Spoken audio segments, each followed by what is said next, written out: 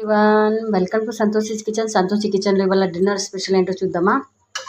Mutton fry, semi గ్రేవీతోని fry ఇంకా అవ్వాలి.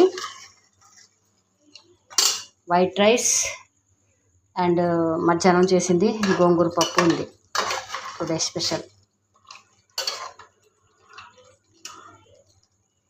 అండి. ఇది సెమీ గ్రేవీ ఫ్రై అయిపోయింది. నాన్ వెజ్లో ఇలా రెడ్గా కొంచెం ఆయిలీగా కనబడితేనే అప్పుడే దీని రుచి టేస్ట్ బాగుంటుందండి.